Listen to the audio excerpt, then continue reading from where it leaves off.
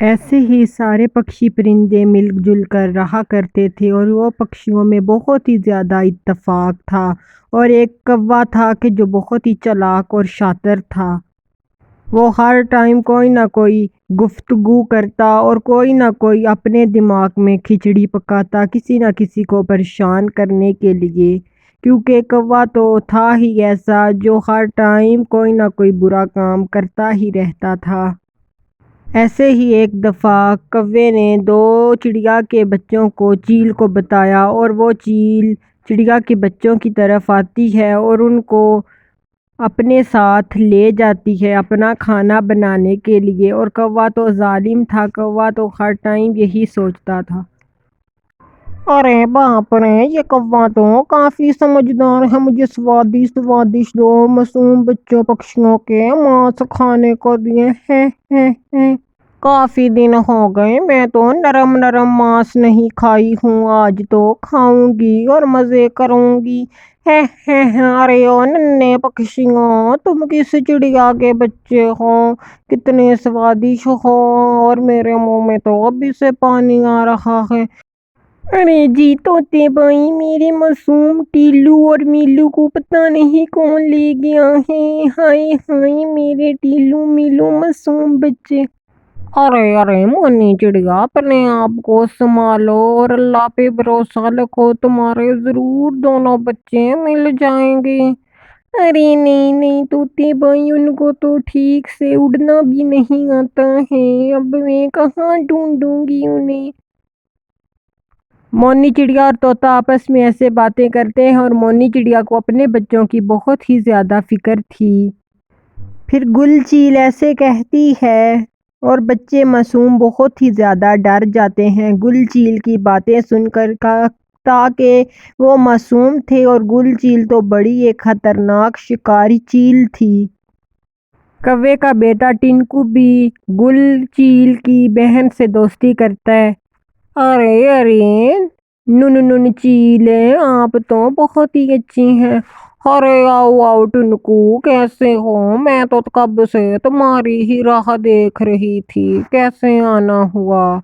نن چیل کوے کے ٹنکو بیٹے کو ایسے باتوں میں لگا کر اپنے جال میں پھنسانے کی کوشش کرتی ہے تاکہ اس کو کوے کے بچے کا سوادشت ماंس بھی کھانا تھا۔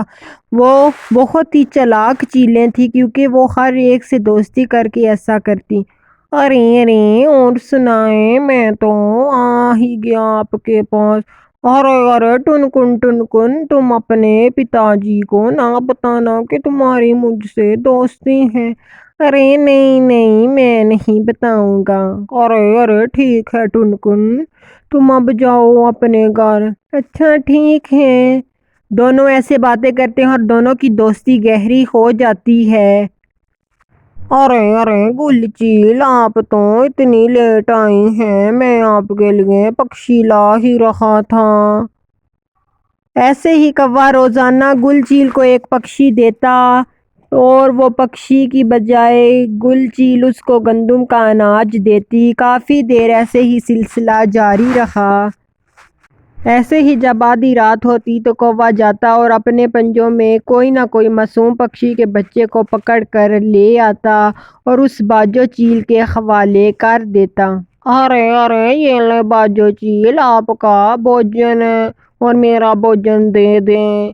پھر کوا اپنے گندم کے دانے لے کر وہاں سے چلا جاتا اور پھر مٹھو مہاراج کے پاس مونی چڑیا جاتی ہے ساری بات لے کر مٹھو مہاراج کو بتانے کے لیے کہ کیا کیا جنگل میں ہو رہا ہے۔ اور مٹھو چڑیا کی ساری بات سن لیتے ہیں اور سب جگہ یہی پھیل جاتا ہے کہ بچے کون چرا رہا ہے، کسی کا کچھ پتہ نہیں چل رہا، اور کوا بھی ساتھ ہی ہوتا ہے، اس لیے کوے پہ کسی کو شک نہ ہوتا۔ پھر جب رات ہوتی، کوا کوئی نہ کوئی بچے کو پکڑ کر چیل کے حوالے کرتا اور خود گندم کے دانے لے کر آ جاتا۔ کافی دیر ایسے سلسلہ جاری رہا۔ پھر خوبصورت چڑیا بزرگ کبوتر کے پاس جاتا ہے۔ ارے آؤ خوبصورت چڑے، کیسے آنا ہوا میری طرف؟ ارے بزرگ پکشی، دیکھے نا، کوے نے اس چیل سے دوستی کر لی ہے۔ ٹنکو کوے کو پتا نہیں کہ وہ چیلیں کتنی ہی خطرناک ہیں۔ ویسے دیکھو کتنے پکشی پرندے جنگل سے جا رہے ہیں اور ان چیلوں پر ہی شک ہے۔ ارے ہاں ہاں، خوبصورت چڑے، تم ٹھیک کہہ رہے ہو، پر اس ٹنکو کو کون سمجھائے؟ وہ یہی کہہ رہا ہے کہ دیکھو دیکھو، میری تو چیل سے دوستی ہے، جانے کیا ہوگا، باپ ایسا اور بیٹا بھی ایسا۔ بزرگ پکشی کبوتر اور خوبصورت چڑا آپس میں ایسے گفتگو کرتے ہیں، اور انہیں یہ نہ پتا تھا کہ ٹنکو کا پتا ان سب کے پیچھے اس کا ہاتھ ہے۔ ارے ٹنکو، چلو آج میں تمہیں اپنا گھر دکھا کے لاتی ہوں۔ تم نے میرا گھر نہیں دیکھا ہوا، میرے ساتھ ہاتھ ملاؤ اور چلو میرے گھر۔ میرے پیارے ٹنکو، میرے دوست، تم چلو گے نا میرے ساتھ؟ ارے ہاں ہاں، میں ضرور چلوں گا۔ پھر دونوں اس چیل کے گھر جاتے ہیں اور وہ چیل ٹنکو کو مار کر کھا دیتی ہے، اور ٹنکو کے پاس اور اس کے پتا کے پاس پچھتانے کو کچھ نہیں بچتا۔ ہے ٹنکو، تم کیا سمجھے کہ میں تم جیسے چھوٹے پکشی سے دوستی کروں گی؟ میں تو صرف تمہیں کھانا چاہتی تھی۔